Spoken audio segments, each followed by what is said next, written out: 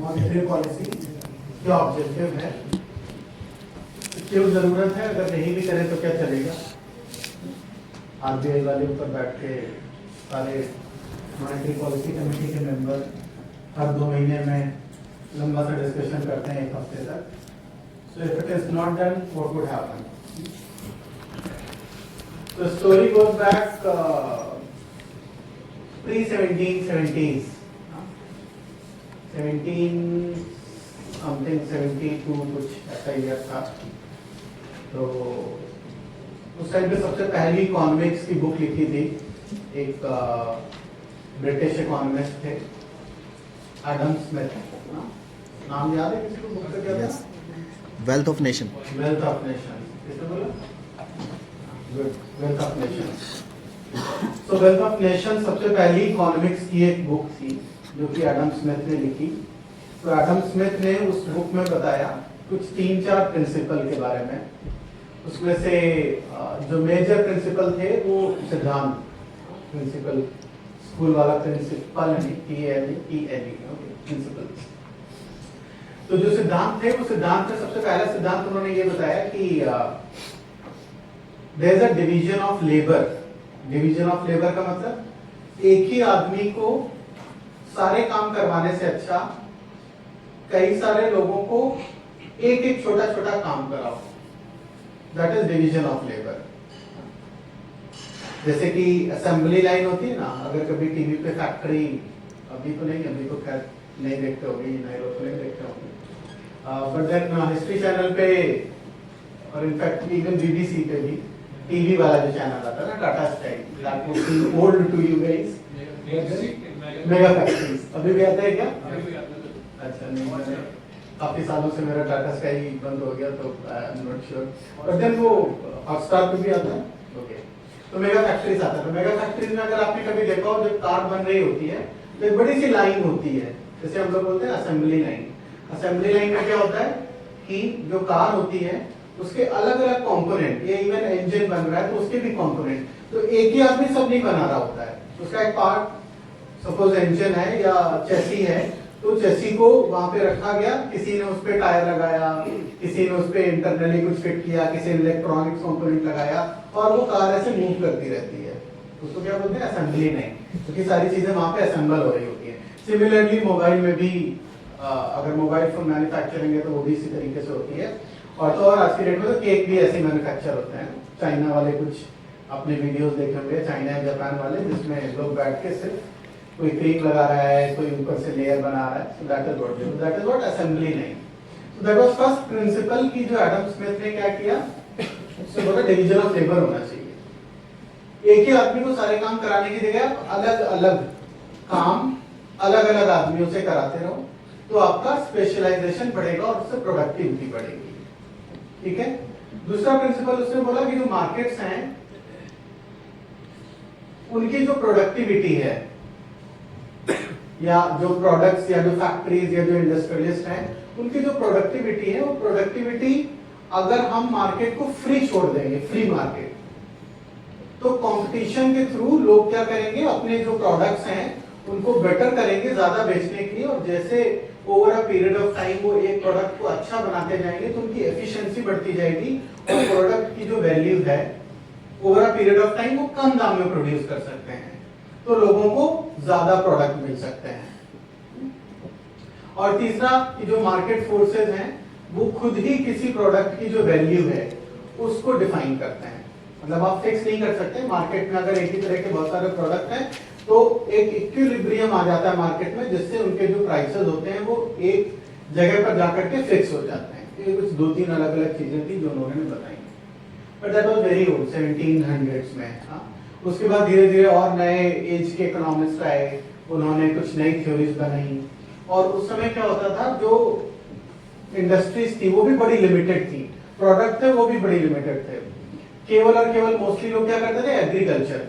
India जैसे country में तो इंडस्ट्रियलाइजेशन ही नहीं हुआ, बहुत लेट इंडस्ट्रियलाइजेशन हुआ, तो मोस्टली लोग क्या करते थे, एग्रीकल्चर। तो एग्रीकल्चर में agriculture is dependent on some other factors, monsoon आया टाइम पे, सिंचाई हुई नहीं हुई एक्सेट्रा, कितनी प्रोड्यूस है, वो सारी चीजों से। तो फैक्ट्री या इंडस्ट्री ड्रिवन इकोनॉमी इंडिया में नहीं थी, बहुत लेट आनी शुरू हुई after independence we can say कि इंडिया में कुछ इंडस्ट्रियलाइजेशन शुरू में हुआ 1947 से 1970s के बीच में, इनफैक्ट 60s 50s में। आज की डेट में आप जितने भी बड़े फैक्ट्रीज देखते हैं ना, गेल वेल सेल एनटीपीसी और ये सारी सब उसी एरा में बनाएगी। तो हैवी इंडस्ट्रीज के लिए हमने इंडस्ट्रियलाइजेशन करना शुरू किया।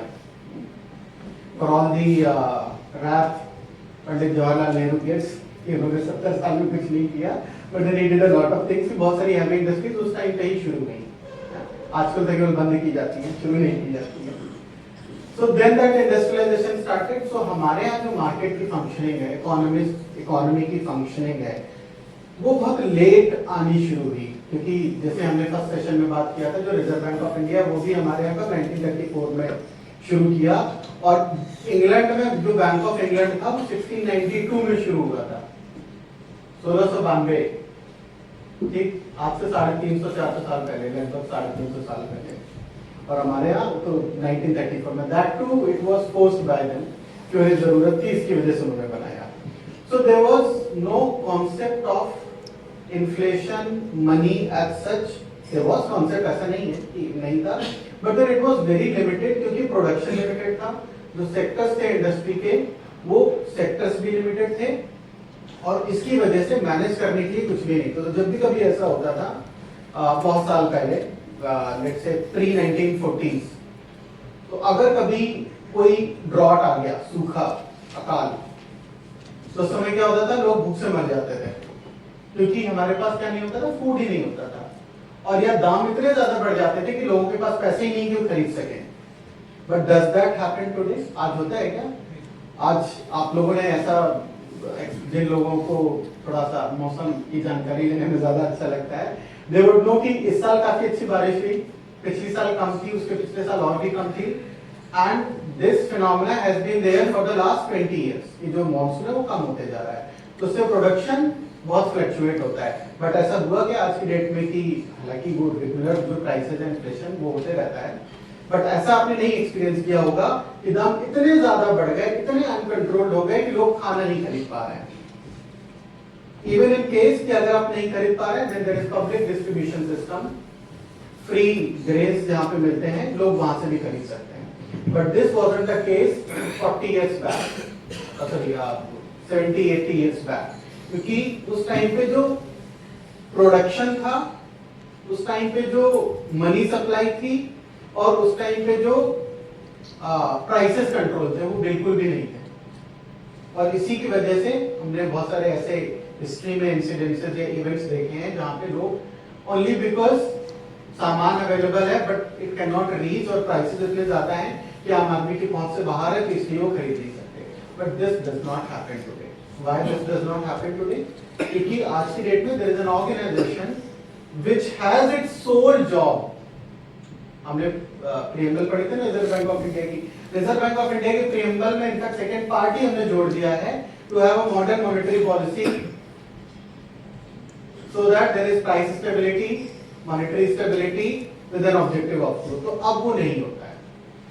तो ये तो है कि हमें जरूरत क्यों है। अगर हम नहीं करें so then things would go back to the old days, जहां पर किसी का कोई कंट्रोल नहीं था। People could print a lot of money और could those who had a lot of wealth वो कैसे भी इस्तेमाल कर सकते, तो जिनके पास नहीं होती थी वो सफर करते थे। So this does not happen today because we have an institution in place। ठीक है, तो वो इंस्टीट्यूशन काम कैसे करता है, और इंस्टीट्यूशन की रिस्पॉन्सिबिलिटी क्या है, और वो पूरे टूल्स क्या क्या यूज करते हैं, तो सबको समझने से पहले हमें थोड़ी 2-3 कॉन्सेप्ट समझने पड़ेंगे। एक तो मनी का और दूसरा इन्फ्लेशन का, कि मनी क्या है और इन्फ्लेशन क्या है। फिर देख सकते हैं कि हम टूल्स क्या क्या इस्तेमाल करते हैं मॉनेटरी पॉलिसी को मैनेज करने के लिए। तो सबसे पहले मनी, व्हाट इज मनी, क्या है? तो अगर बड़ा ही लूजली डिफाइन करें हम लोग, तो सिंपल 2-3 फंक्शन होने चाहिए मनी के। हाँ, क्या क्या होने चाहिए बताएगा कोई? इसको हटा देते हैं, जिसने पढ़ पाया वो ठीक, जिसने नहीं पढ़ पाया बताओ।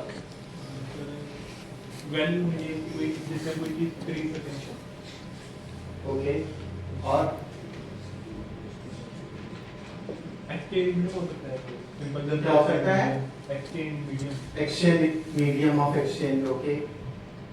और दो चीजें तो बता दी। लीगल टेंडर क्या होता है? हाँ, लीगल टेंडर मतलब सरकार द्वारा मान्यता प्राप्त, सरकार बोले कि ये नोट चलेगा तो चलेगा, आप अपने हाथ से लिख के उस पर साइन करके दे दो तो कोई नहीं मानेगा, हाँ, क्योंकि उसकी कुछ बैकिंग नहीं है। यानी कि लीगल टेंडर है, वैल्यू होनी चाहिए उसमें, और क्या कर सकते हैं, मीडियम ऑफ एक्सचेंज, और कुछ और स्टोर करके रख सकते हैं, हाँ, है ना। 2000 के पुराने नोट, मतलब नए नोट जिनको हमने अंदर छुपा के रखा है गद्दे के नीचे, तो वो काम कर सकते हैं, तो वो मनी हो गई, ठीक है। और कोई किसी का पॉइंट है ऐड करना है? ओके सबका? Okay, so that is what money does. What is it? First thing is, वो स्टार्ट भी कैसे हुई? जो मनी का कॉन्सेप्ट है, it goes back thousands of years back. तो पहले कैसे एक्सचेंज होता था, या इवन पहले छोड़ो, माय फादर टेल्स मी, मैंने तो खैर वो नहीं देखे, बट ये सुसे की गांव में जब भी उन्हें कुछ ऐसे लेना होता था, तो you go to a shop, you have wheat, अनाज आपके पास है, अनाज ले जाकर के उनको दे दो, वो अनाज के बदले में आपको कुछ सामान दे देंगे। एक्सचेंज होता था, वस्तु विनिमय पद्धति बोलते हैं उसको। जो उनके पास है वो आपको मिल जाएगा। लेकिन ये this used to happen recently, as in not recently, 10 साल पहले नहीं, बट 40-50 साल पहले तक, 40 साल पहले तक, 30 साल पहले तक भी this used to be system in villages. या इवन आप मंडी में जाओ, गांव की मंडी में, हाँ, वो अभी तो एक हमने सिस्टम जो भी बना लिया दैट देयर इज मनी, हाँ। तो this was what barter system, but उसमें प्रॉब्लम क्या थी, बड़ा इनएफिशिएंट था। इनएफिशिएंट क्या था कि किसी को प्राइस नहीं पता था, जो जिसने अपने हिसाब से डिसाइड कर लिया वो प्राइस। और कभी कभी क्या होता था, sometimes if people do not need wheat, किसी को जरूरत ही नहीं है गेहूं, कोई नहीं खरीदने वाला है, तो फिर उस केस में क्या करेंगे? So then some people realise कि इसकी जगह एक कॉमन चीज होनी चाहिए जो सब लोग इस्तेमाल कर सकें। So then the concept of money in form of coins made of metal, precious metals, gold, silver, और कोई दूसरी तरीके की मेटल जिसको हम यूज कर सकते हैं, तो हमने उसको इंट्रोड्यूस किया। Then from there, and this concept ran till 1400, 14वीं शताब्दी, 15वीं शताब्दी तक। तो 14वीं 15वीं शताब्दी में जो इटली सभी लोग नाम जानते हैं ना, कि घूमने गए क्या? नहीं? ओके, सो इटली आप जा चुके इटली? ओके, तो इटली में सिटी है फ्लोरेंस। अच्छा, अच्छा, कोस्टल एरिया में कौन सी जगह? कोस्टल एरिया क्या जगह है? सिसिली आइलैंड के आसपास। हाँ, सिसिली, मतलब सिसिली से और ऊपर नॉर्थ की तरफ जाओगे तो एक सिटी है Florence. Florence is that city जहाँ पे रेनेसांस, हिंदी में बोलते हैं पुनर्जागरण, तो पुनर्जागरण का काल शुरू हुआ। वहां पर ही कुछ जूस बैंकर्स थे, जूस मतलब यहूदी, तो उन्होंने सबसे पहले कॉन्सेप्ट शुरू किया कि आप उनसे एक रिसीट ले सकते हो। रिसीट मतलब एक पर्ची, जिसमें वो आपको एक रिसीट लिख के देंगे और आप वो रिसीट लेकर के चले जाओ और मार्केट में आपको जो भी सामान खरीदना है खरीद सकते हो, और जिसने आपको सामान दिया है वो उस पर्ची को ला करके उस आदमी को देगा, उस बैंकर को देगा, उसके बदले वो सोना ले सकते हैं। So this was the first concept of paper money which was introduced long back in 14th-15th century.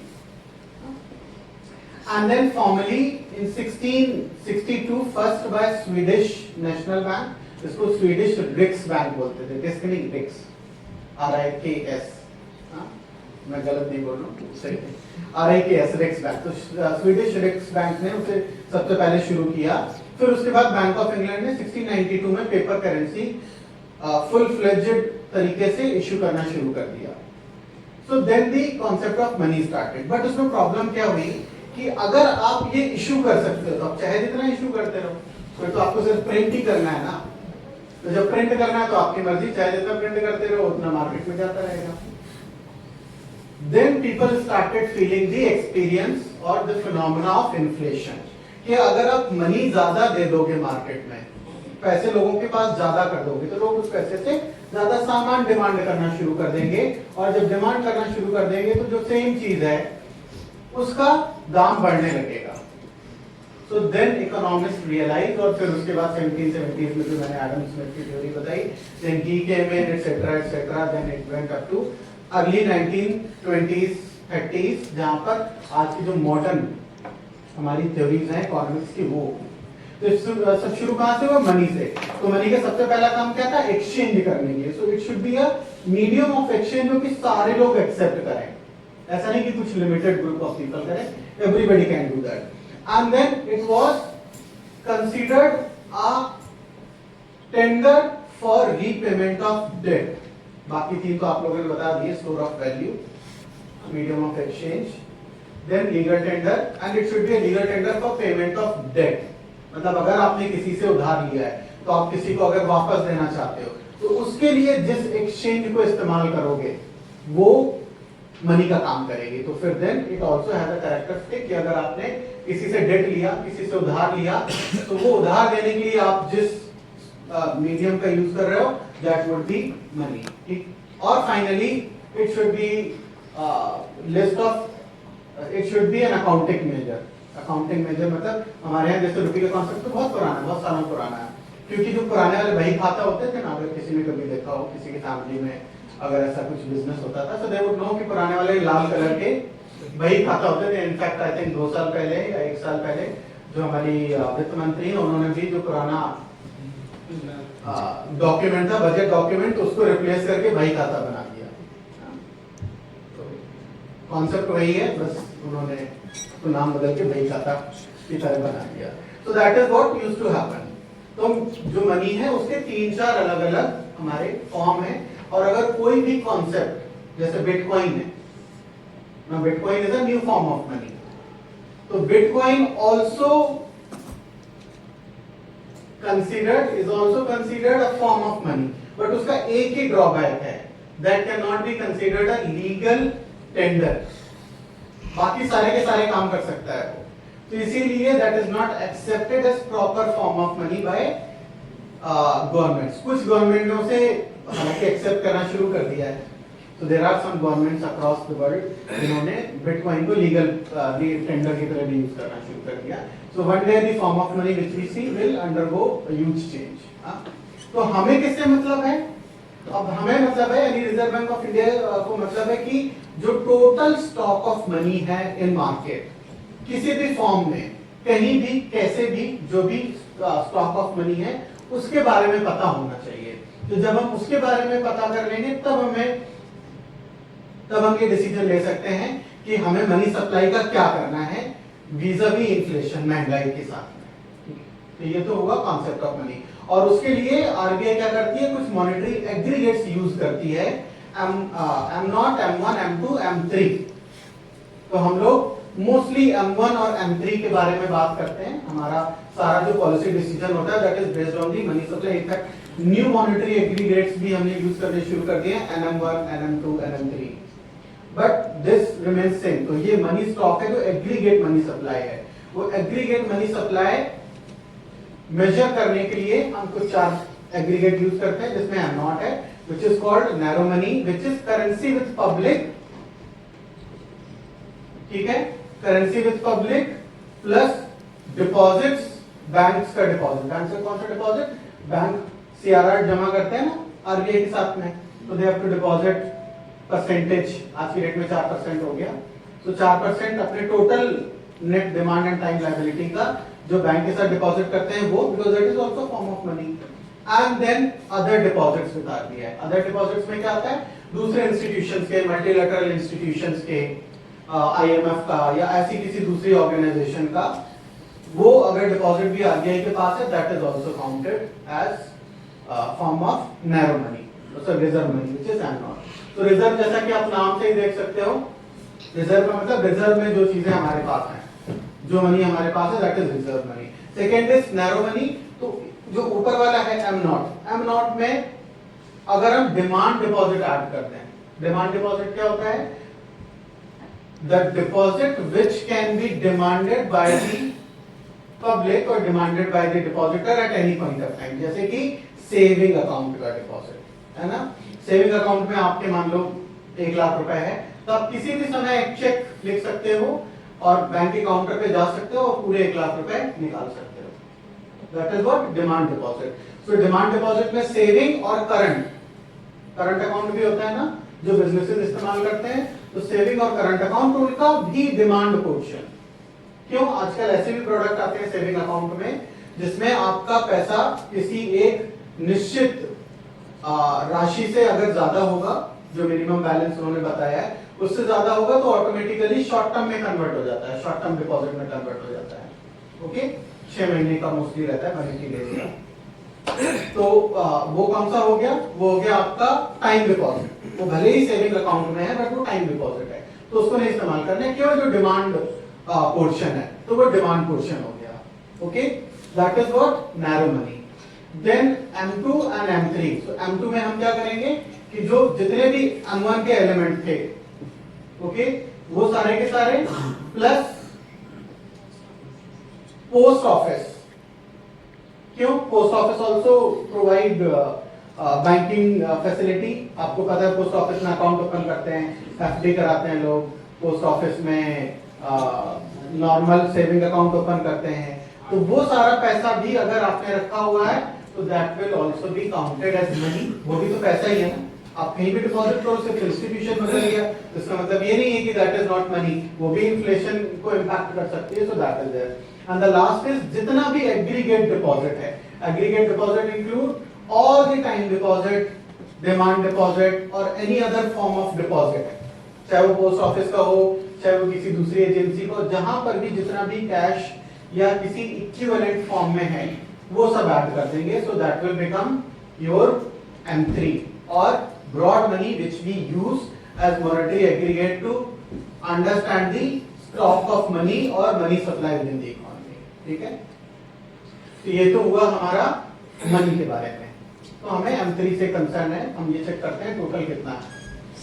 हाँ जी, करेंसी विद पब्लिक में जो बैंक्स के पास करेंसी होती है वो भी इंक्लूडेड होती है या नहीं?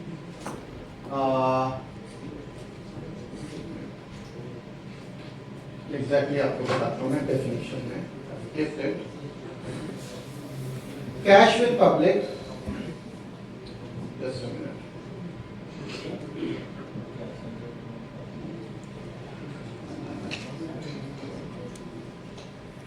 टोटल करेंसी सर्कुलेशन, ठीक है, CWP that is currency with public is arrived after deducting cash with banks.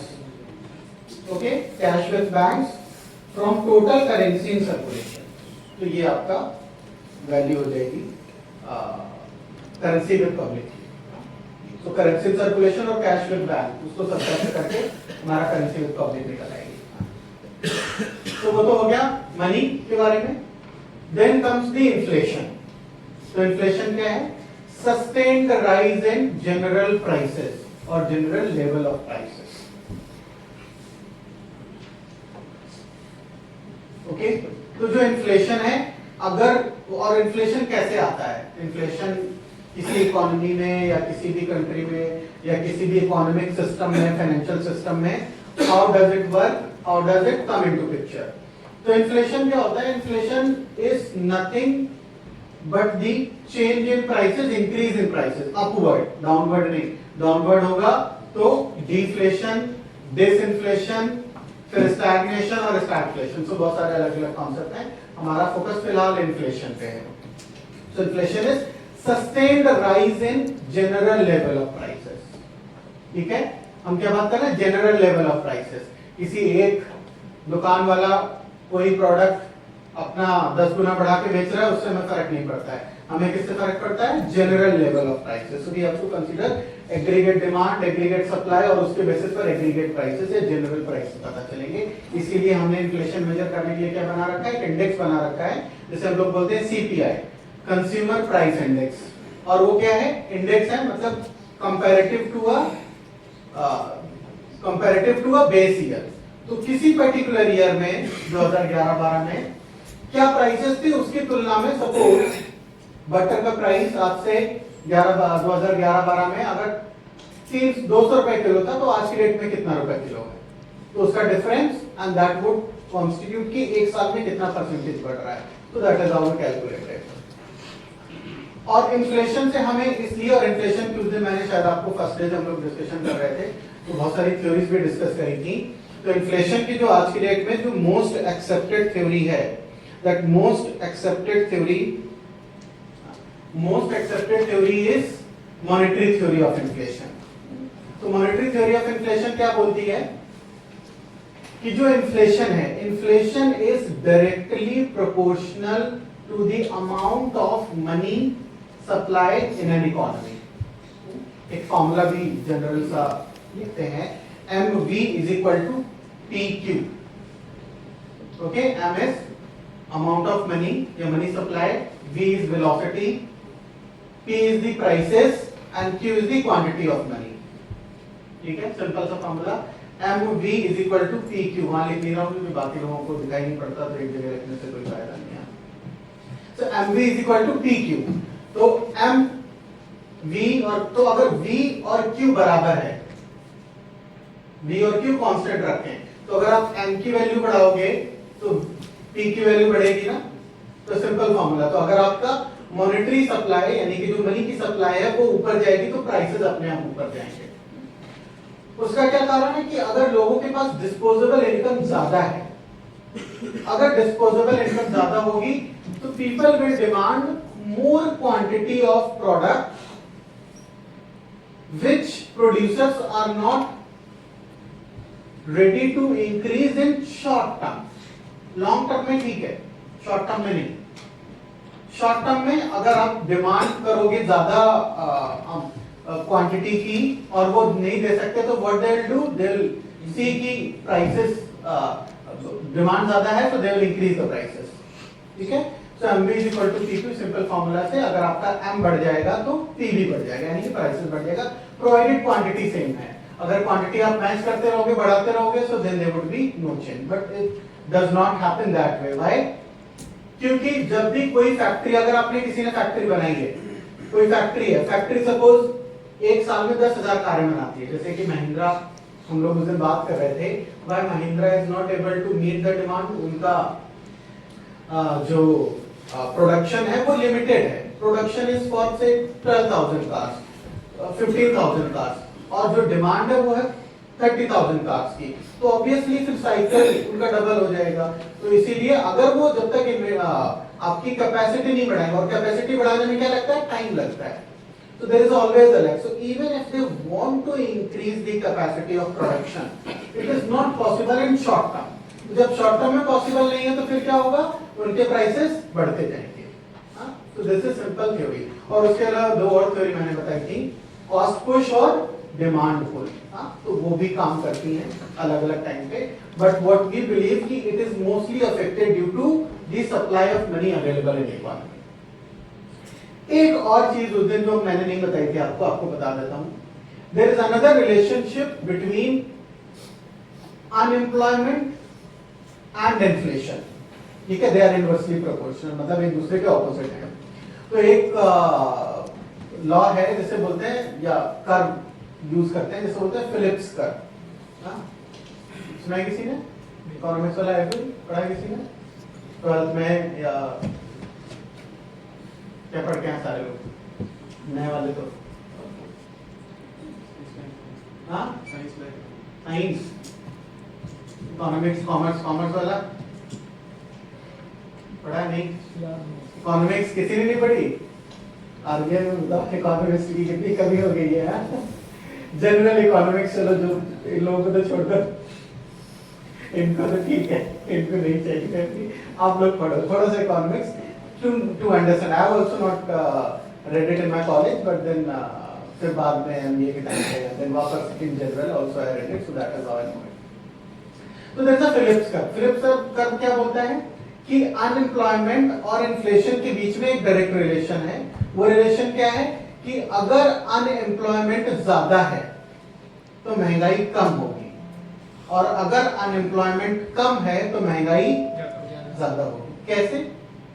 जब अनएम्प्लॉयमेंट कम है तो इसका मतलब सबके पास जॉब्स है, जब सबके पास नौकरी है तो सबके पास पैसे भी हैं। जब पैसे हैं तो फिर क्या होगा, लोगों की डिमांड भी होगी, और डिमांड है तो फिर प्राइसेस बढ़ेंगे तो इन्फ्लेशन आएगा। अगर अनएम्प्लॉयमेंट नहीं है, अनएम्प्लॉयमेंट ज्यादा है, तो इसका मतलब लोगों के पास जॉब नहीं है, जॉब नहीं है तो पैसे नहीं है, पैसे नहीं है तो वो डिमांड कम हो जाएगी। So there is always this dynamics between unemployment and inflation. तो जो गवर्नमेंट्स हैं वो हालांकि किसी भी इकोनॉमी की, वेलफेयर इकोनॉमी की, जो ऑब्जेक्टिव है, जो टारगेट है, the target is to reach to its full potential with full employability. यानी कि अनएम्प्लॉयमेंट कितना होना चाहिए, 0, but that is not possible, क्योंकि अगर ऐसा होगा तो उस केस में क्या होता है, whenever unemployment is really low, तो उस केस में लोग डिमांड नहीं करेंगे, जॉब चेंज नहीं, जॉब के लिए मार्केट में अवेलेबल नहीं है, तो जो इंडस्ट्रीज होती हैं जो प्रोडक्शन कर रही हैं, उन इंडस्ट्रीज की जो नेगोशिएटिंग पावर है वो कम हो जाएगी। मतलब फिर क्या होगा, अगर इंडस्ट्रीज को, जैसे कोई एक सॉफ्टवेयर इंजीनियर पिछले 4 सालों में एक बड़ा ही अच्छा फिनोमेनन, जिसका भी फैमिली में या जान पहचान में कोई आईटी वाला होगा, उसको समझ में आया होगा कि 2020 के आसपास जो आईटी में नौकरी कर रहा था, अगर उसका पैकेज 3 लाख रुपए था, 3.5 लाख की average package which you get if you go to Infosys, TCS और एनी अदर मास रिक्रूटर, आज के रेट में उन सेम लोगों का 3.5 लाख रुपए का पैकेज बढ़ करके किसी के तो मैंने सामने देखा है कि वो 3.5 लाख बढ़ करके 30 लाख हो गए, 35 लाख हो गए इनका केवल 4-5 साल में, क्योंकि उन्होंने हर 6 महीने में जॉब चेंज की है। क्यों? Because there was a huge demand, और जो पूल था, एम्प्लॉय का पूल था, वो पूल तो लिमिटेड था। जब पूल लिमिटेड था तो लोग ज्यादा से ज्यादा पैसे देने को तैयार थे, तो उससे क्या हो रहा है, उसकी वजह से क्या होगा, when you are paying more money, it means that there is more money supply. तो अगर अनएम्प्लॉयमेंट बहुत कम है, इसका मतलब जो इंडस्ट्रीज की नेगोशिएटिंग पावर है वो कम हो जाती है। नेगोशिएटिंग पावर किसकी बढ़ जाती है, एम्प्लॉइज की। तो जब एम्प्लॉइज की नेगोशिएटिंग पावर बढ़ जाएगी, so they will demand more money for the same kind of labor, same labour काम करने के लिए, सेम मेहनत करने के लिए।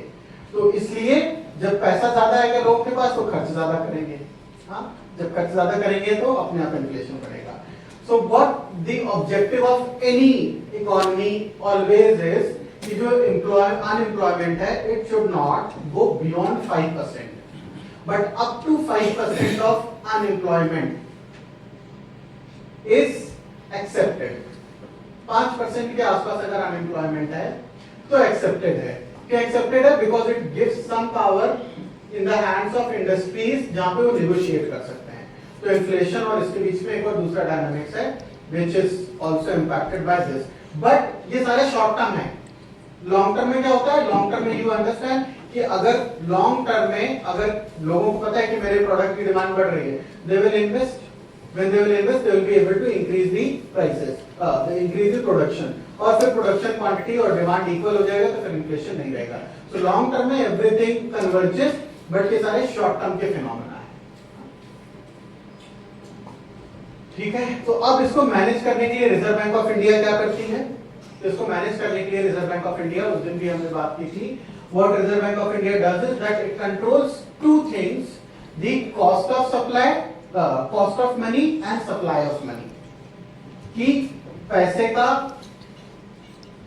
दाम कितना है, उसमें कितना कॉस्ट लग रही है, और उसकी सप्लाई कितनी है। तो इन दो चीजों को हम लोग मैनेज करते हैं।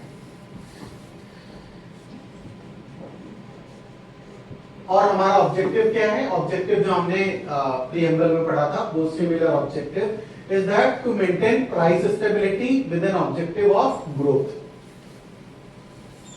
and that is the reason आप लोगों ने देखा होगा जब भी हमारा मॉनेटरी पॉलिसी डिक्लेयर करते हैं तो इन्फ्लेशन फोरकास्ट और ग्रोथ फोरकास्ट दोनों ही करते हैं। जैसे अभी जो हमारी 6 दिसंबर को थी, कितने को थी, 6-7-8 कुछ थी। तो on that day you would have noticed, अगर किसी ने थोड़ा बहुत स्टेटमेंट पढ़ा होगा, that growth has been revised from, growth forecast has been revised from 7.2 to 6.5%, और inflation forecast is kept at 4.8%। तो हम इन्फ्लेशन के साथ में ग्रोथ भी करते हैं। क्यों? हमारा ऑब्जेक्टिव ग्रोथ भी, और हमारे प्रीएम्बल में भी इसीलिए लिखा हुआ है, maintaining price stability with an objective of growth. Sir हाँ जी, सप्लाई ऑफ मनी और कॉस्ट ऑफ मनी दोबारा सुनो। सप्लाई ऑफ मनी और कॉस्ट ऑफ मनी, हाँ अभी आ रहे हैं, और बताते हैं इसके बारे में। तो सप्लाई ऑफ मनी और कॉस्ट ऑफ मनी क्या क्या है और इसको कैसे मेंटेन करते हैं। तो जो सप्लाई ऑफ मनी और कॉस्ट ऑफ मनी है, सप्लाई ऑफ मनी का मतलब है मार्केट में ऐसे मार्केट, इसका मतलब पूरे कंट्री में अलग अलग लेवल पर कौन सी चीज को मेजर कर रहे हैं, M3 स्टॉक ऑफ मनी, ठीक है, जो ब्रॉड मनी है सबके पास, बैंक के पास, लोगों के पास, पोस्ट ऑफिस में और किसी दूसरे फॉर्म में कितना पैसा है, वो पूरा का पूरा स्टॉक, तो उसको इम्पैक्ट करना है, that is overall supply of money. उस सप्लाई ऑफ मनी को कम करना है या ज्यादा करना है। तो अगर कभी हमें इन्फ्लेशन या ग्रोथ, अगर इन्फ्लेशन ज्यादा है यानी लोगों के पास क्या है, इसका मतलब है मनी सप्लाई ज्यादा है, पैसा ज्यादा है, तो हमें क्या करना होगा, उसको कम करना होगा। तो मार्केट से पैसा एब्जॉर्ब करना पड़ेगा, ठीक है। तो जब मार्केट से पैसा एब्जॉर्ब करना पड़ेगा तो उसके लिए हम कुछ ऐसे मेजर करेंगे, क्या क्या मेजर करेंगे आगे देखेंगे। तो एक तो सप्लाई ऑफ मनी कम कर दो और दूसरा जो प्राइस है, कॉस्ट है, जैसे कि पहले आप 5% पे उधार ले सकते थे, अगर वो 5% बढ़ा के 10% कर दूं मैं, तो फिर आप कम पैसा उधार लेना चाहोगे, फिर आप ज्यादा पैसा नहीं उधार लेना चाहोगे। तो हम उसमें क्या मैनेज करना है, एक तो सप्लाई ऑफ मनी और दूसरा कॉस्ट ऑफ मनी। तो these are two things which we manage. तो सप्लाई ऑफ मनी थ्रू लोगों का डिपॉजिट, बैंक का डिपॉजिट, तो वो कैसे बदलेगा, मान लीजिए आपने इंटरेस्ट रेट बढ़ाया, तो इंटरेस्ट रेट बढ़ाया तो लोग मतलब ज्यादा पैसा डिपॉजिट करना शुरू करेंगे ना। जब ज्यादा पैसा डिपॉजिट करना शुरू करेंगे तो जो हमारा ब्रॉड मनी है M3, उसकी वैल्यू बढ़ेगी क्योंकि उसमें डिपॉजिट इंक्लूडेड है।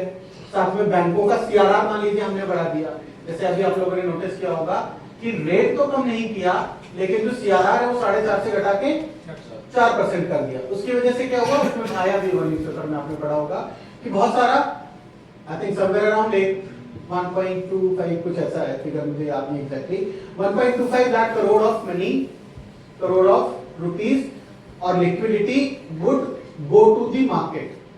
क्यों, पहले लोग बैंक को ज्यादा पैसा इकट्ठा करके रखना पड़ रहा था ना, 4.5% के हिसाब से देना था, अब वो आधा % कम हो गया। So bank will have more money. जब बैंकों के पास ज्यादा पैसा होगा तो वो क्या करते हैं, अपने पास तो रखेंगे नहीं, क्योंकि उनको खुद को कुछ मिलेगा नहीं इंटरेस्ट, तो they have to lend. When they have to lend, यानी कि लेंड करने के लिए उनको किसी को लोन देना पड़ेगा। जब लोन देना पड़ेगा तो लोन कहाँ आएगा, इंडस्ट्रीज के पास या लोगों के पास। These are only two ways, and once they have money, they will invest it in their business. When they invest it in their business, so what happens? आपका इन्वेस्टमेंट बढ़ेगा तो जॉब्स बढ़ेंगी, क्योंकि आप बड़ी फैक्ट्री बनाओगे, ज्यादा लोगों को नौकरी दोगे, ज्यादा लोगों को नौकरी दोगे तो क्या होगा, people have more money. When they have more money, they will spend more. So there is a cycle. तो उसको कैसे कंट्रोल करते हैं, सप्लाई और कॉस्ट दोनों से। तो कॉस्ट, अभी हमने कॉस्ट पे इतना नहीं ध्यान दिया है, कॉस्ट पे पिछले इनका 2 सालों में हमने बहुत रेट बढ़ा रखा है। So people are expecting, in fact government is also expecting कि हम कम करें। सो कम तो नहीं कर रहे हैं बिकॉज देयर इज इन्फ्लेशन, तो हमारा वो भी टारगेट है, सिर्फ ग्रोथ नहीं है। तो कॉस्ट ऑफ सप्लाई और मनी ऑफ सप्लाई, ये दो अलग अलग तरीके से हम चेंज करते हैं। अब हमें किस फ्रेमवर्क में, तो जो पूरा ये सिस्टम है, हमें ये चेक करने के लिए कि कितना इंक्रीज करना है, कितना डिक्रीज करना है और सप्लाई ऑफ मनी कितनी होनी चाहिए, उसके लिए हमारे पास कुछ टारगेट है। वो टारगेट कैसे, हमने जब इन्फ्लेशन टारगेटिंग फ्रेमवर्क बनाया 2016 में, ITF है inflation targeting framework, under that we have 3 different targets. तो एक तो ऑपरेटिंग टारगेट है, एक इंटरमीडिएट टारगेट है, एक फाइनल टारगेट है। हाँ, तो जैसा नाम से ही समझ में आ रहा है, ऑपरेटिंग टारगेट का मतलब जो रोज ओवरनाइट बेसिस पर हम टारगेट करेंगे, वो ऑपरेटिंग टारगेट हो गया। इंटरमीडिएट मतलब 2 to 3 quarters, 4 quarters max, and वो कौन सा हो गया, intermediate target. And beyond 4 quarters then it is final target, which is final price stability and growth. तो 3 चीजों को टारगेट करते हैं, operating target, intermediate and final. क्या क्या है ये ऑपरेटिंग टारगेट? तो ऑपरेटिंग टारगेट में नीचे लिखा हुआ है call money rate. Call money rate क्या होता है, थोड़ा इसके बारे में बताता हूँ, फिर उसके बाद आगे देखेंगे। तो कॉल मनी रेट क्या होता है? What is call money?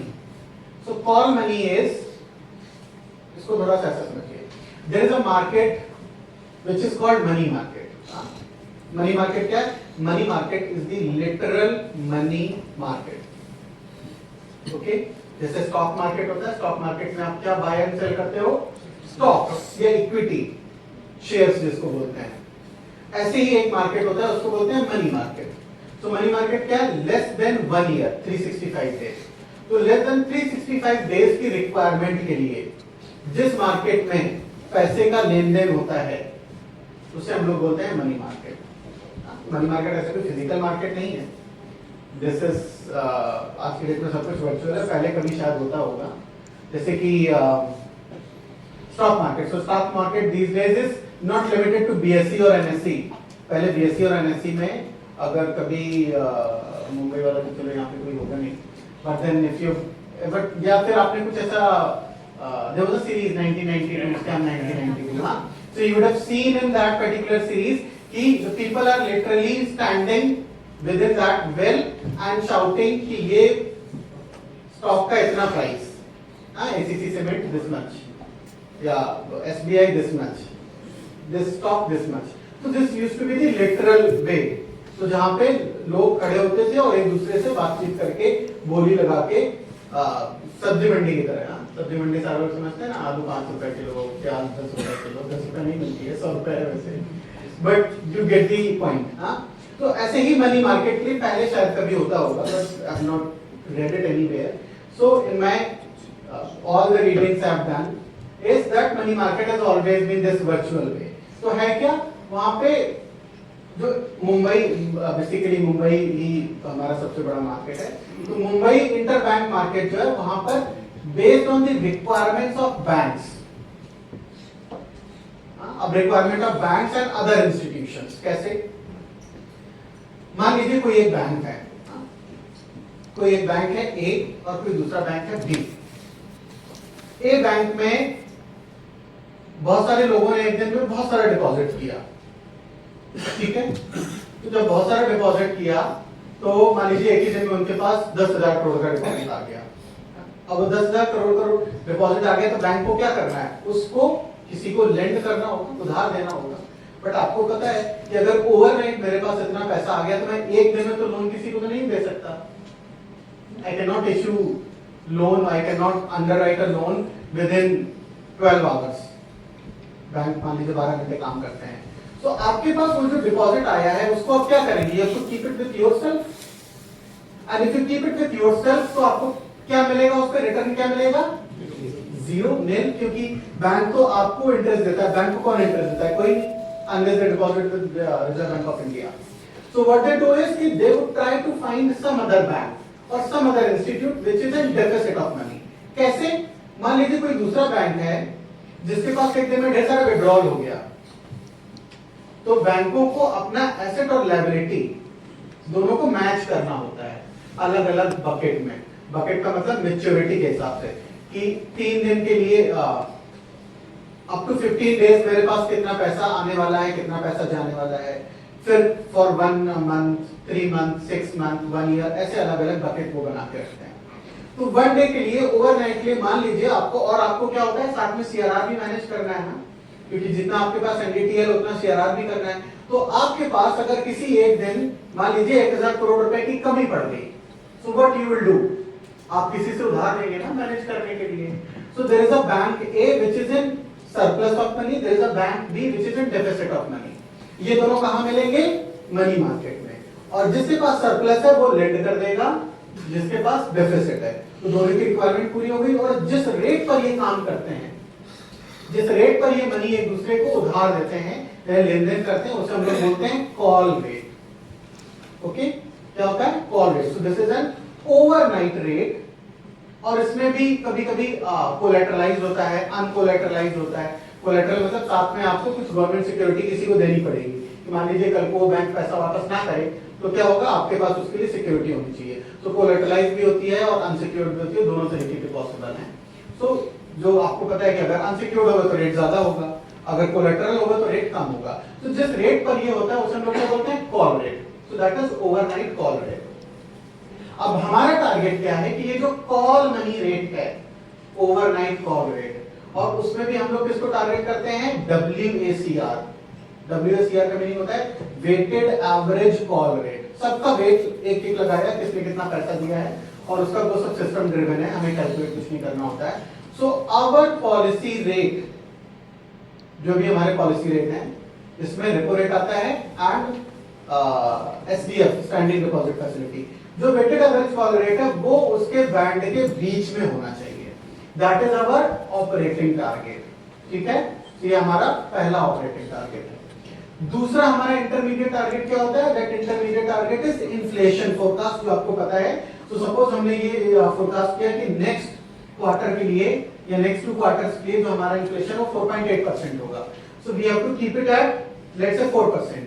तो अगर हमें 4% करना है, so how much money supply we need to change और how much rate we need to change, जिसकी वजह से जो सप्लाई ऑफ मनी है इतनी चेंज हो जाएगी और इन्फ्लेशन पे इतना इंपैक्ट पड़ेगा। ठीक है, that is your intermediate target which is inflation forecast. और लास्ट है फाइनल टारगेट की 3 क्वार्टर 4 क्वार्टर उसके बाद में how much growth we are expecting, और उस ग्रोथ को सस्टेन करने के लिए कितना इन्वेस्टमेंट लगेगा, और उस इन्वेस्टमेंट के साथ हम कितना प्राइवेट को, अगर इतना मनी सप्लाई फ्री करेंगे तो फिर वो money supply that will go into industry और in hands of public and that will lead to final investment. तो उसके लिए हम जीडीपी ग्रोथ रेट, या जो हमारी ग्रोथ रेट है उसको भी मेजर करते हैं।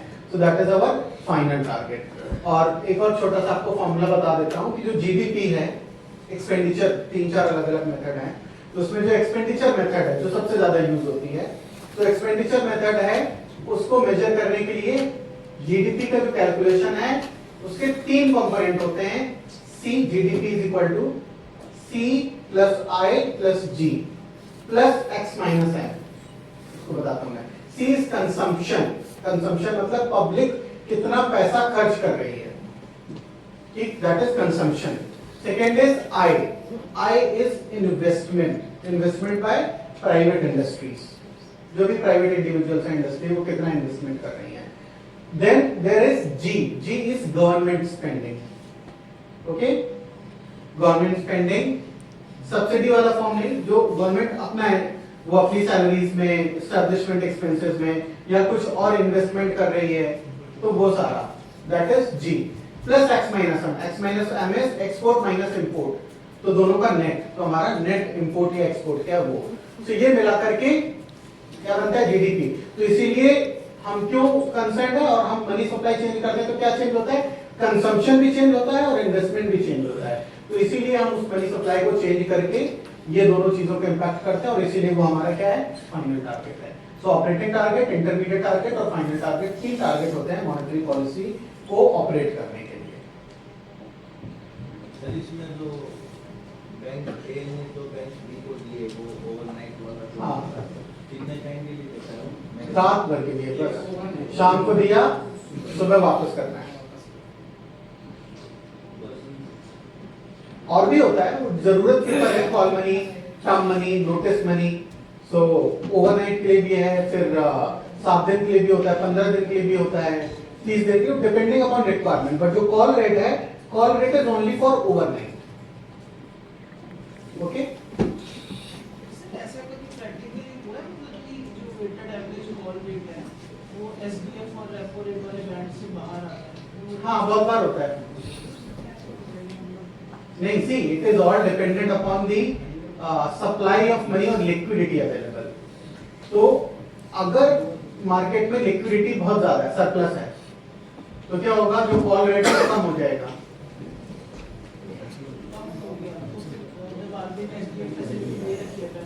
हाँ, तो that is what they do, वो डिपॉजिट करते हैं। बट एसडीएफ में मिनिमम, एसडीएफ का जो रेट है ना वो क्या होगा, सिर्फ 50 बीपीएस अबव है, लो नीचे, हाँ, तो उससे 50 बीपीएस लो है, तो उनको कुछ नहीं मिलेगा मार्केट में। See if the call rate is higher, तो जहां पे रेट हायर मिलेगा वहां पे डिपॉजिट करेंगे। That is what happened in 2020 to 2022-23, जब लोगों के पास यानी कि बैंक्स के पास they had surplus money, so what they did is they borrowed from Reserve bank of India, क्योंकि आरबीआई ने बहुत इजी लिक्विडिटी दे रखी थी।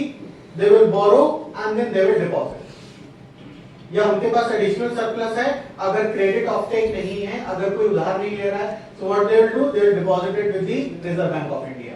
सो at the end of the day, जो मैंने आपको ए और बी बैंक के बारे में बताया, मान लीजिए बैंक को कोई उधार नहीं दे रहा है, so where they will come to Reserve bank of India, so they will come and borrow from Reserve bank of India at कौन सा रेट, रेपो।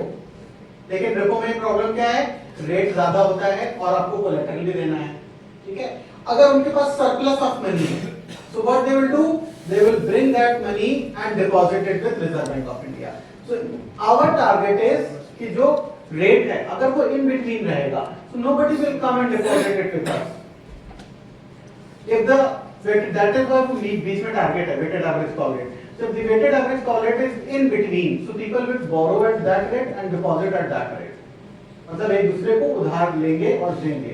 अगर उनके पास कोई दूसरा ऑप्शन नहीं है, तब वो एसडीएफ पे डिपॉजिट करेंगे क्योंकि वो नीचे है 50 BPS. weighted average call rate से मान लो SDF को जाएगी, कभी हो भी सकता है, नो समटाइम्स दैट में आल्सो हैपन, क्योंकि that is a very temporary phenomena. Okay, शाम को नहीं मार्केट बैंक अपना एसेस नहीं करता है, जैसे देखो कि आज का या कुछ बड़ा इवेंट हो गया, ठीक है। जैसे जब ग्लोबल फाइनेंशियल क्राइसिस हुआ था, सुन लो बाद में कर लेना, जब ग्लोबल फाइनेंशियल क्राइसिस हुआ था, तो ऐसा नहीं था कि बैंक्स के पास पैसे नहीं थे, bank had money but they did not have liquidity. जैसे आज की डेट में कोई आपको बोल दे कि मुझे 50 लाख रुपए कैश लाके दो, you may have a house, you may have investment, you may have mutual fund, you may have stock, आपको बेच के लाने में 2 दिन तो लगेंगे ना। तो 2 दिन तक के लिए किसी को अगर अर्जेंटली अभी पैसे चाहिए तो वो कैसे लेके आएगा? आपके पास कोई ऑप्शन नहीं है। So either you take a credit card withdrawal की जो भी लिमिट है वो पूरी एक्सीड कर लो, या किसी के पास उधार है कहीं से पैसे लेकर के आ जाओ, कितना भी रेट लगे। That is what happens in case of banks also.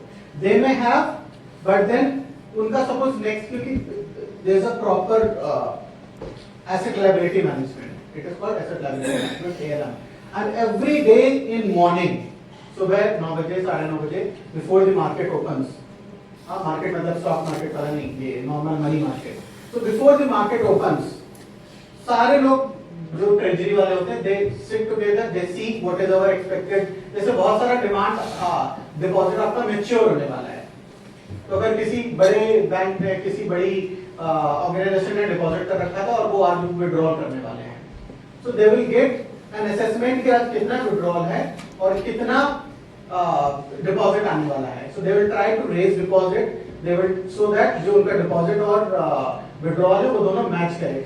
अगर नहीं होता है then they will go to market and they will keep searching till the market closes. If the market closes, they are not able to borrow or find it, then they will come to RBI. क्योंकि वो पूरी एक साथ नहीं change हो सकती। मान लीजिए आरबीआई ने अचानक रेट बढ़ाया, सीआरआर बढ़ा दिया आज की डेट में, all the banks will be in need, तो उनको पैसा कौन देगा? There would be no one, क्योंकि सबको अपना सीआरआर मेंटेन करना है ना, तो किसी के पास भी एडिशनल मनी नहीं होगा। So everybody will have to borrow from Reserve Bank of India. और यह अचानक से अभी 4.5 से 4 घटा के, जैसे everybody has money, तो जब सबके पास पैसे ज्यादा हैं तो सब एक दूसरे को क्यों होगा, मेरे पास ऑलरेडी ज्यादा है, तो why would I accept a deposit, why would I call for money? So then in that case it may fall down. So then there is no option but to deposit it with Reserve Bank of India. फिर लोग आकर के SDF में करते हैं। So it changes because it is a temporary phenomena. But our target is कि within 7 days, 5 days, 3 days it should come back.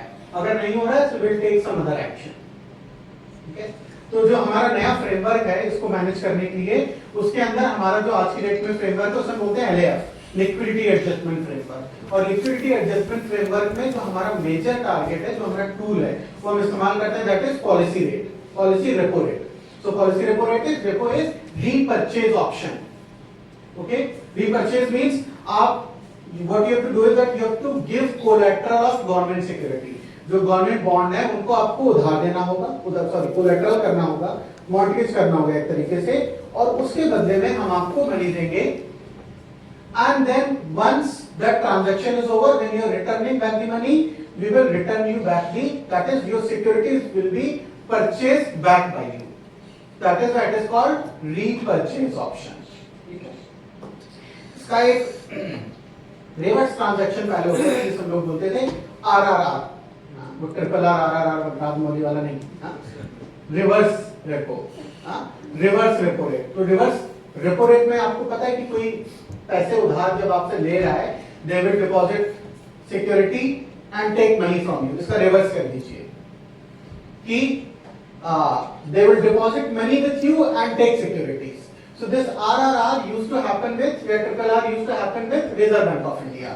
क्योंकि Reserve Bank of India के पास ही इतना ज्यादा पैसे होता है ना, ऐसा मतलब balance sheet, we have an expendable balance sheet, कि जब किसी को पैसा नहीं मिल रहा है तो they can come to Reserve Bank of India. But in that case what used to happen is कि Government of India, Reserve Bank of India को भी रिवर्स रेपो में पैसे वापस देने के लिए सिक्योरिटीज देनी पड़ती थी, and that impacted the government bond market, क्योंकि अगर एक पर्टिकुलर सिक्योरिटी की डिमांड ज्यादा है और किसी को वो वापस देना पड़ेगा, then security cannot be traded. Security cannot be traded, it becomes a unique security. So people will try to find कि इसका रेट ज्यादा है, we want to buy it. So rate ज्यादा बढ़ जाएगा. जब रेट ज्यादा बढ़ जाएगा तो जो गवर्नमेंट की बोरोइंग कॉस्ट है, गवर्नमेंट की बोरोइंग कॉस्ट बढ़ेगी, और गवर्नमेंट की बोरोइंग कॉस्ट बढ़ेगी तो क्या होगा, गवर्नमेंट का जो भारत सरकार का खर्चा है, फिस्कल डेफिसिट, उसके ऊपर फर्क पड़ेगा. So then we thought कि we would institutionalize another mechanism जहां पर इसकी जरूरत ना पड़े, so that we have flexibility, क्योंकि आरबीआई के जितने भी ऑपरेशन होते हैं उन सबको किसके थ्रू किया जाता है, जो हमारा ओपन मार्केट है, थ्रू गवर्नमेंट बॉन्ड्स. हम गवर्नमेंट बॉन्ड को सेल करते हैं, बाय करते हैं, और उस प्रोसेस में या तो जो पैसे हैं हमारे पास आते हैं या हमारे से मार्केट में जाते हैं. लेकिन उन सबके लिए सबसे अंडरलाइन टूल क्या है, गवर्नमेंट बॉन्ड्स. अगर बॉन्ड्स हमारे पास नहीं है, हमने ऑलरेडी आरआरआर में बहुत सारा, रिवर्स रेपो में बहुत सारा दे दिया है, then we have less flexibility. So then in 2022, I suppose 2022, yes, 2022 April 22, we established SDF, Standing Deposit Facility. उसमें क्या है, आप आइए, आपके पास जो भी एक्स्ट्रा मनी है, at the end of the day you come and deposit it with us. However, we would not give you any collateral or security. ठीक है, आप लोग बोलेंगे कि नहीं, तो आरबीआई के अंदर भी तो we are RBI, so we control the entire market, we are this statutory organization, so we have the obligation. तो अगर कोई हमारे पास पैसा लेगा तो हम पैसे लेके भागेंगे नहीं. हाँ, बैंक्स भाग सकते हैं. कोऑपरेटिव बैंक, मान लो आपने किसी कोऑपरेटिव बैंक में ढेर सारा पैसा उधार ले लिया, दूसरे दिन बोलेंगे हमारे पास पैसे नहीं है, जो लेना है ले जाओ. So that cannot be done with RBI. So RBI has the flexibility and RBI has the power to manage this entire money market. तो इसीलिए RBI ऐसा कर सकता है. So standing deposit facility, people deposited with Reserve Bank of India. So that is SDF. तो SDF क्या होगा? Simple, अगर कोई आपसे उधार ले तो रेट क्या होगा? ज्यादा होगा. अगर कोई आपके पास पैसे देने आए तो रेट क्या होगा? कम होगा. तो इसके बीच के जो डिफरेंस है उसे हम लोग बोलते हैं पॉलिसी कॉरिडोर. तो जो पॉलिसी कॉरिडोर है आज की डेट में, यानी दोनों रेट के बीच में जो डिफरेंस होगा वो डिफरेंस है 50 बीपीएस. 50 बीपीएस का मतलब है एक बीपीएस 0.01 के बराबर होता है परसेंटेज. सो 50 बीपीएस का मतलब कितना हो गया? 0.50%. तो अगर रेपो 6.5% है तो एसडीएफ कितना होगा? 6%.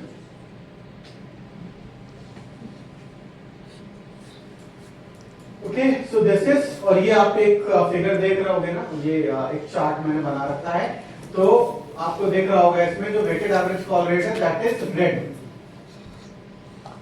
डार्क रेड, डीप रेड, जो भी नाम होता है कलर का, उसको आप देख रहे हो. जो ग्रीन और ग्रीन वाला रेपो रेट है, एसडीएफ के लिए डाला है इसमें, ये आरबीआई मतलब अपनी वेबसाइट से ही उठाया मैंने. So SDF would be above that, sorry below that. So आप देख सकते हो कि जो वेटेड एवरेज कॉल रेट है वो विद इन दैट रेंज, केवल उसी रेंज में मूव करता है. और जो रिवर्स रेपो है वो आज की डेट में इमटेरियल है, क्योंकि उसको कोई यूज नहीं करता. Reverse repo is fixed at 3.75. तो 3.75 और 6%, बहुत डिफरेंस है ना. तो नोबडी विल डिपॉजिट एट 3.75. ये मैंने लिखा भी है कि जो मंथली बीएसईआर है जून का डेटा है, जून और अगस्त का, it was 6.49 and then from 6.49 to 6.43 and then it moved to 6.51. तो देख सकते हो 6.51 हुआ ना, ऊपर गया रेपो के. so it happens like that to keep on changing depending upon the conditions, क्योंकि बहुत ही वोलेटाइल कंडीशन होती है. और ये हमारे अलग अलग जितने भी इंस्ट्रूमेंट हैं जिनको हम लोग यूज करते हैं शॉर्ट टर्म या ट्रांजिएंट लिक्विडिटी जिसे बोलते हैं मैनेज करने के लिए। तो हमारे पास रिवर्स रेपो ऑप्शन होते हैं, वेरिएबल रिवर्स रेपो होते हैं। वेरिएबल मतलब जिसमें रेट चेंज कर सकता है, फिक्स में फिक्स रहेगा for a particular period of time. Then MSF है, marginal standing facility. Marginal standing facility क्या होती है? अगर बैंक्स को अपनी जरूरत से ज्यादा और भी पैसे चाहिए, नॉर्मली वो 2% कर सकते हैं, विद इन दैट रेंज उससे थोड़ा और आपको पैसे अगर जरूरत है, if you are in extra need then you can come and borrow, but then वो थोड़ा और पेनलाइज रेट होगा। So MSF is again 25 BPS above reverse repo, तो उससे 25 बीपीएस और ज्यादा पे आपको उधार देंगे। तो 6.50 का 0.25 और जोड़ दीजिए तो 6.75 आपका एमएसएफ हो गया। तो एमएसएफ हो गया और नीचे आपका स्टैंडिंग डिपॉजिट फैसिलिटी हो गया, रेपो रेट इन बिटवीन, और उसी के साथ आपको जो आपका WACR है, वेटेड एवरेज कॉल रेट, वो उसके नीचे मैनेज होगा। देन ओवरऑल लिक्विडिटी मैनेज करने के लिए हम लॉन्ग टर्म वेरिएबल भी रिवर्स रेपो यूज करते हैं 14 दिन से ज्यादा के लिए, और उसके अलावा ओपन मार्केट ऑपरेशन होते हैं। ओपन मार्केट ऑपरेशन क्या है? जहां पे हम कुछ पर्टिकुलर बॉन्ड्स को या तो बेच सकते हैं या खरीद सकते हैं। तो जब हम बॉन्ड बेचेंगे तो क्या होगा? लोग उसको खरीदना चाहेंगे, यानी कि पैसा डिपॉजिट होगा रिजर्व बैंक ऑफ इंडिया के पास। अगर हम उसको बाय करेंगे बॉन्ड को, इसका मतलब we are giving money to the market. So depending upon liquidity या सप्लाई कैसे करनी है, या किसी बॉन्ड के प्राइस को कम करना है, ज्यादा करना है, वी डिसाइड। और बहुत अलग अलग तरीके के हम ऑपरेशंस करते रहते हैं।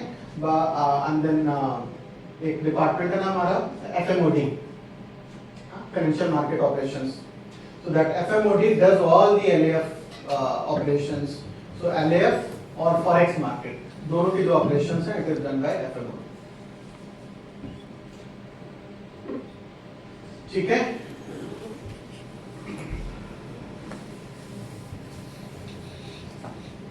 तो वो तो था हमारा ऑपरेटिंग टारगेट। फिर उसके बाद इंटरमीडिएट टारगेट में मैंने क्या बताया? Inflation target. इन्फ्लेशन टारगेट हमने डिस्कस भी किया था उस दिन, कितना है? 4 ± 2%, यानी कि 6% से ऊपर नहीं जा सकता और 2% से नीचे नहीं आ सकता।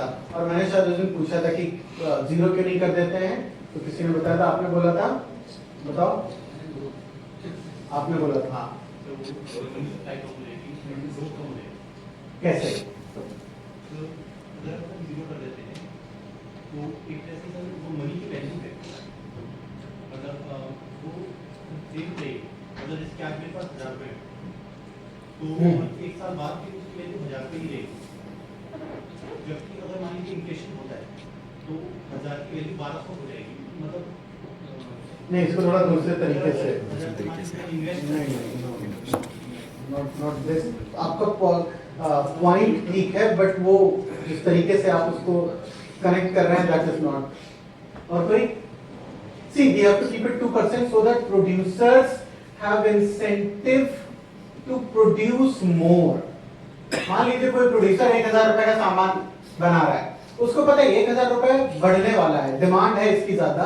अगर डिमांड ज्यादा है तो उसकी प्राइस ज्यादा होगी ना, क्योंकि वो प्राइस बढ़ा सकता है। अगर प्राइस बढ़ाएगा तो इसका मतलब उसको प्रोडक्शन भी बढ़ाने के लिए इंसेंटिव है, क्योंकि उसको पता है मेरे प्रोडक्ट की प्राइस बढ़ रही है तो मैं ज्यादा पैसा कमाऊंगा। अगर मैं प्राइस को फिक्स कर दूं कि आज से 50 साल बाद तक भी केवल और केवल जो चीज 1000 रुपए में मिल रही है वो 1000 रुपए में ही मिलेगी, so I do not have any incentive to increase in production, increase in capacity.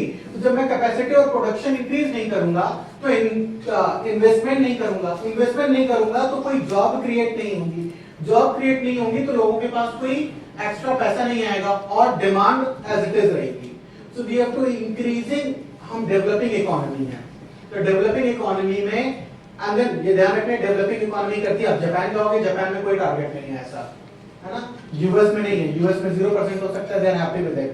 Switzerland में नहीं है, जापान में नेगेटिव इंटरेस्ट रेट था and there growth was also negative for some period of time. You can see कि negative interest rate भी कैसे काम करता है, मतलब 100 रुपए आप डिपॉजिट करोगे तो आपको 100 रुपए की जगह 99 रुपए वापस मिलेंगे। बट देन इन्फ्लेशन भी नेगेटिव है, इसकी वजह से they have some return. So point is, if they have inflation which means some amount of inflation will encourage the producers to produce more, क्योंकि प्राइसेस बढ़ रहे हैं। प्राइसेस बढ़ेंगे तो इन्वेस्ट ज्यादा करेंगे, डिमांड बढ़ेगी, डिमांड बढ़ेगी and then cycle will go on. so that growth will keep happening. तो आपने जो बोला growth hamper होगी, point is correct, but it is coming from other side. अगर हम सब फिक्स कर दें, everybody knows कि मेरी 10 गाड़ियां मैं प्रोड्यूस कर रहा हूँ, प्राइस तो बढ़ेगा नहीं, तो ज्यादा पैसे तो मेरा प्रॉफिट बढ़ेगा नहीं, प्रॉफिट नहीं बढ़ेगा तो मैं एडिशनल कैपेसिटी क्यों लगाऊंगा? So when they know that the demand is going to increase, और demand कैसे increase होगी? Again this is a cycle.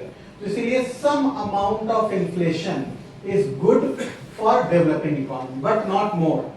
6% हो जाएगा तो फिर लोग discourage हो जाएंगे. So it has to be kept within that range of 2%. So up to 2% it is good because it encourages production, higher production, because MV is equal to PQ. Remember? तो हमें क्या करना होगा? अगर प्राइस ज्यादा है तो Q भी बढ़ाना होगा, है ना? If we know कि हमारा प्राइस बढ़ने वाला है, तो Q भी बढ़ाना होगा. Q बढ़ाओगे तो पूरा प्रोसेस चलता है. So अब फाइनल हम एक चीज और इस पे बात करते हैं कि इतनी सारी बातें तो कर ली हमने, बट फाइनल पॉइंट इज कि इतना जो रेट का चेंज होता है वो पब्लिक को इसका कितना फायदा मिलता है. तो जिस प्रोसेस के थ्रू जो रेट है, मार्केट के rate, they are transmitted to public. जैसे कि since 2022 Reserve bank of India has increased rates by 250 BPS, 250 यानी कि 2.50% बढ़ाया है. बट एफडी का रेट आज से 2 साल पहले 5.5% था, अभी कितना है? 7%. कितना बढ़ा है? 1.5% जैसा. लोन के प्राइसेस जरूर बढ़ गए हैं, आपको देखा होगा इंटरेस्ट रेट. तो उसका मतलब क्या है कि जो ट्रांसमिशन 250 बीपीएस का होना चाहिए था वो नहीं हुआ है. तो ट्रांसमिशन होता कैसे? तो ट्रांसमिशन के लिए कुछ 3-4 चैनल हैं. So interest rate channel, credit channel, then asset price channel और एक्सचेंज रेट चैनल. ये 3 अलग अलग चैनल है. तो इंटरेस्ट रेट चैनल क्या? सिंपल, मैंने एक बना के जो चार्ट रखा है उसको आप देख सकते हो. अगर इंटरेस्ट रेट कम होगा आप इंटरेस्ट रेट कट कर दोगे, तो इंटरेस्ट रेट कट करने से क्या होगा? जो इकोनॉमिक ग्रोथ है वो बढ़ेगी, क्योंकि पैसा सस्ता हो गया तो लोग ज्यादा इन्वेस्टमेंट करेंगे. ज्यादा इन्वेस्टमेंट करेंगे तो प्रोडक्शन ज्यादा होगा, जॉब जनरेट होगी तो ग्रोथ ज्यादा आएगी. इसका मतलब ग्रोथ ज्यादा होगी तो लोगों के पास पैसे ज्यादा आ गए, मतलब डिमांड बढ़ेगी तो इन्फ्लेशन ज्यादा होगा. उसका उल्टा, अगर इंटरेस्ट रेट बढ़ा दोगे तो क्या होगा? लोअर इकोनॉमिक ग्रोथ रेट होगी और फिर उसकी वजह से इन्फ्लेशन भी कम हो जाएगा. तो ये क्या है? इंटरेस्ट रेट चैनल, जहां पे डायरेक्टली इंपैक्ट होता है. दूसरा क्रेडिट चैनल. तो अगर आपका कॉस्ट ऑफ फंड्स बढ़ गई तो कॉस्ट ऑफ फंड्स का मतलब industries will borrow less, industries will borrow less और पीपल विल बोरो लेस. जब पीपल विल बोरो लेस तो उनका कंजम्पशन और इन्वेस्टमेंट इंपैक्ट होगा. जब कंजम्पशन और इन्वेस्टमेंट इंपैक्ट होगा तो it will impact the inflation. So ये 2 चैनल हो गए जो डायरेक्ट हैं. उसके अलावा जो और 2 चैनल है, एसेट प्राइस चैनल और एक्सचेंज रेट चैनल. तो एसेट प्राइस और एक्सचेंज रेट क्या है कि कोई भी जो फाइनेंशियल प्रोडक्ट है, financial asset, suppose you are having a bond. So आपको पता होगा कि जो बॉन्ड की यील्ड है it is inversely proportional to the interest rate.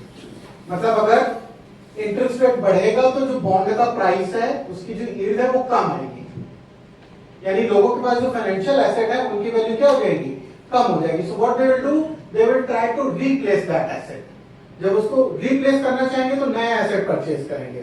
नया एसेट मतलब नए एसेट में आपको इन्वेस्ट करना होगा. जब इन्वेस्ट करना होगा सिमिलरली तो क्या होगा? Again demand will get impacted, जो aggregate demand and supply है, and the overall prices, that is inflation and other things, that will also change. And then last is exchange rate. exchange rate का मतलब अगर आपने rate बढ़ा दिया, interest rate, तो आपके मार्केट में, आपकी इकोनॉमी में इंटरेस्ट रेट ज्यादा है, तो इससे क्या होता है? जो एक्सचेंज रेट होता है, तो रियल इफेक्टिव एक्सचेंज रेट होता है. सॉरी. तो जो रियल इफेक्टिव एक्सचेंज रेट है, it is the difference between interest rate, the effective interest rate is interest rate in other country and your country. उसके बीच का जो डिफरेंस है that will impact your, suppose India में अगर 5% interest rate है, हाँ, US में 2% इंटरेस्ट रेट है, तो इसका मतलब इंडिया में ज्यादा इंटरेस्ट रेट है. इसका मतलब आपके जो फाइनेंशियल एसेट आपने इंडिया में इन्वेस्ट किए होंगे उनकी वैल्यू ज्यादा होगी. So what will happen? People will start investing in India, और उसकी वजह से जब डॉलर्स या यूएस डॉलर्स या कोई भी फॉरेन एक्सचेंज इंडिया में आप ज्यादा आना शुरू होगा तो फिर क्या होगा? वो आपको इन्वेस्ट करने के लिए तो रुपी में ही कन्वर्ट करना पड़ेगा ना. इसका मतलब डिमांड बढ़ेगी रुपी की, which means rupee will appreciate.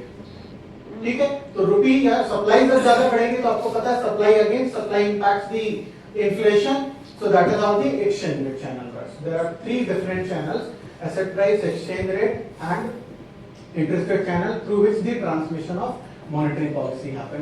But इसको थोड़ा और ट्रांसपेरेंट करने के लिए हमने क्या किया, स्पेशली इंटरेस्ट रेट चैनल में, कि पहले क्या होता था कि बैंक अपना एक फिक्स रेट रखते थे, BPLR, benchmark prime lending rate. तो अलग अलग टाइम पर हमने उस रेट को ऐसे रेट से चेंज किया है जो थोड़ा ट्रांसपेरेंट ज्यादा हो। उसके लिए हमने बेस रेट से सबसे पहले चेंज किया, BPLR से, जो BPLR होता था उसको बेस रेट से चेंज किया 2010 में। बेस रेट के बाद हमने उसको MCLR से चेंज किया, जिसको marginal cost of lending rate बोलते हैं। और आज की डेट में हमने बहुत सारे बैंक्स को, specially in MSME loans, housing loans, what we have said कि आप इसको एक एक्सटर्नल रेट के साथ लिंक कर दीजिए। और वो एक्सटर्नल रेट क्या हो सकता है, रेपो रेट या टी-बिल रेट, जो भी वो रखना चाहें। तो अगर किसी ने होम लोन बाहर से लिया होगा, so they will know कि now they have an option to get it linked with the external benchmark, जो कि रेपो रेट होता है आज की डेट में। तो ट्रांसपेरेंसी बढ़े तो आपको पता चलेगा कि पहले रेपो रेट 6.5% था, अभी घट के 6% हो गया, तो आपका इंटरेस्ट रेट कितना है। So you will also get the benefit of it. तो अगर इंटरेस्ट रेट ऊपर हो रहा है, नीचे हो रहा है, तो आपको भी उसका फायदा मिलेगा। So this is how the overall monetary policy works.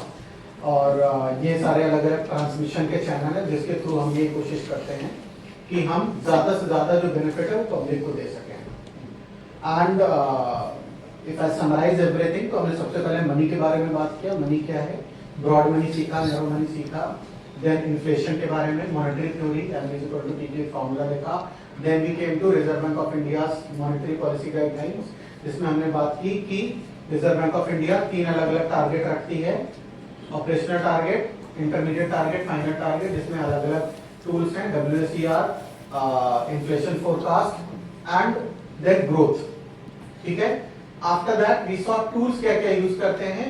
तो टूल्स के लिए LAF मेन फ्रेमवर्क है हमारा, लिक्विडिटी एडजस्टमेंट फ्रेमवर्क, जिसमें पॉलिसी रेट मेजर टूल है जिसको हम यूज करते हैं। Apart from that SDF, RRR, MSF और ये सारे अलग अलग दूसरे रेट है जिनको इस्तेमाल करते हैं। Then after that in last part we learn की ट्रांसमिशन कैसे होता है, जिसके लिए 3 चैनल के बारे में बात किया हमने, interest rate channel, asset price channel and exchange rate channel.